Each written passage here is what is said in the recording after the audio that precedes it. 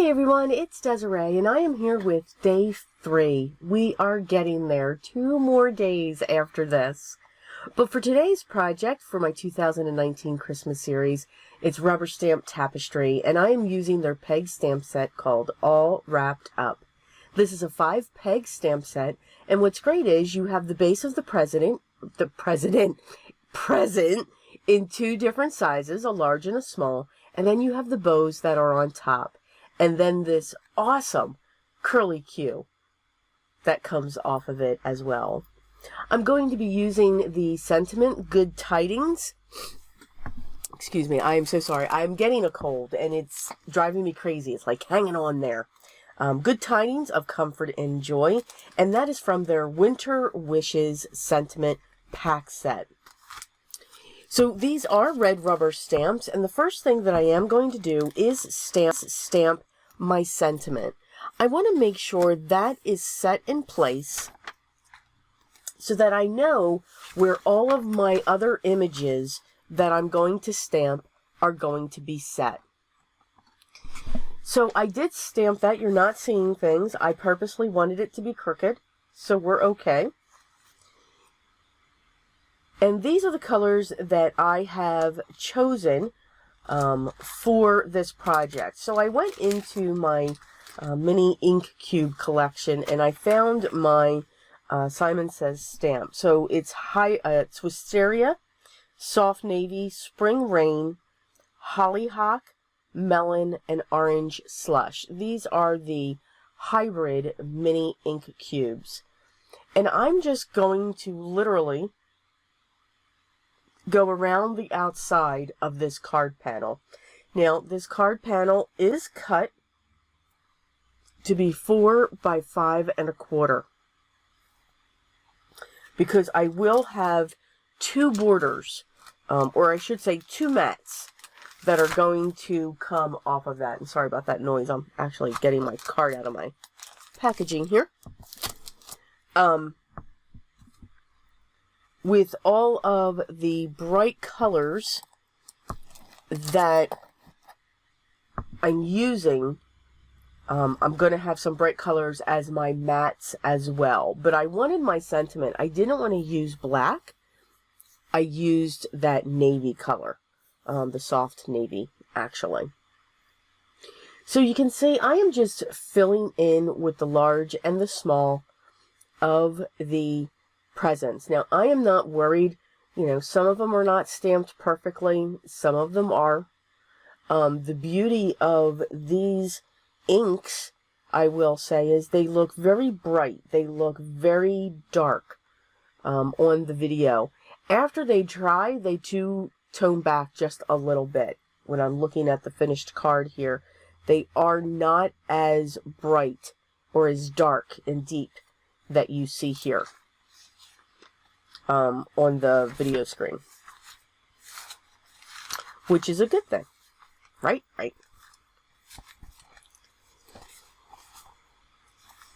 So I'm going to come in now. I'm going to use my anti-static pouch, and what I'm going to do is the bows that are on top, I'm actually going to emboss them in silver. I figured that would have been a pretty color. But I am noticing, and you can see that there, that the embossing powder is going everywhere. It's sticking onto the presents. Anywhere where there's ink, this is actually sticking to it as well, which I just thought was really weird. Odd, actually. So, at this point, I'm really far into the card. So what I did was I just went with it. I'm just letting it go. I'm going to continue to fill in with the other bows. Now, what I eventually do is I do get a dry brush, and I do try to remove the majority of that embossing powder. Because if I kept it there, all of these presents would have been covered almost in silver. I wouldn't have been able to see any of the stamping that I did. And I wanted to be able to see that, obviously. So I'm just having fun filling in with those bows, getting them in there. I'm just letting the presents be covered at this point, because eventually I'm going to come in with the swirl. So here's where I'm coming in with the dry brush. Now when you see the card coming up towards the camera and off camera, that means I'm blowing away the excess. So that's what I'm kind of doing. It's not perfect, but I am getting the majority of that powder off of each of the images. Now I'm also being careful not to remove any of the powder from the bow, because remember, the bow is coming down into this as well. So I'm basically just lightly dusting so that I can get rid of the excess powder. Now I will heat set these first so that I can come in with the next round of embossing that I'm going to do. I wanted to make sure that my silver was set first before I came in. The next color I'm going to use is my Recollections Gold.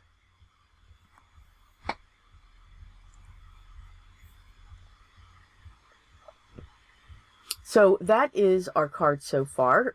So again, the next image, I'm going to put away my silver. I'm pulling out my gold to make sure that is close by. I'm going to come in with the anti-static powder tool again. I have to do the same thing with the brush. For some reason, this just was not letting go of the coolness or the moisture or the dampness, whatever it is we want to refer to it as. It just was not going to let go. So that's okay. You know, I just grabbed a brush and removed what I could. I do like some of the accents that it did give to the presents. So, you know, again, we don't give up. We keep going. We let it go. And we finish our card. We don't need to restart our card over. You can make the different areas work. Trust me. Plus, you know, again, I honestly, I was too far invested into this card. But whether it was at the beginning to at the card, I would have felt the same way. I would not have started over.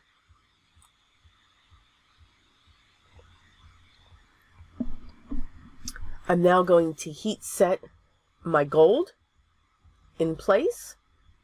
So I have all of these beautiful colors just popping off of my card front, and then I have this beautiful gold and silver as the accents over the presents and part of the celebrations.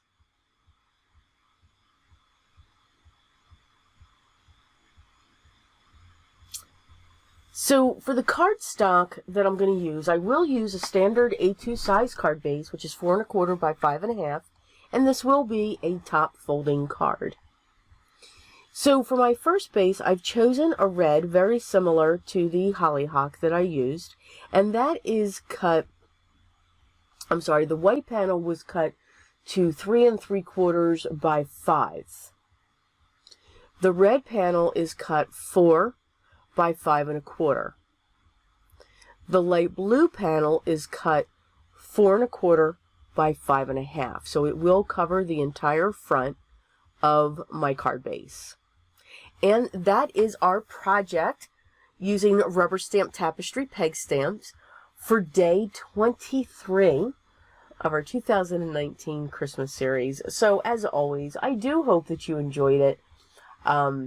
I'm glad that you stopped by just to take the time to watch my video. I greatly appreciate it. As always, all the products that I used will be listed down below if you want to check them out, learn a little bit more about them. If you have any questions or comments, please don't hesitate to reach out and I will get back to you as soon as I can. If you haven't already subscribed, I'd love for you to be part of my group. So make sure you hit that subscribe button, but also make sure you ring the bell so that you know when the next video is live and ready for you to watch. I hope everyone is enjoying their holiday season. And if you've made it this far, again, wow, thank you. But I do hope you're enjoying this series as well. But remember what's most important for me. Always be creative.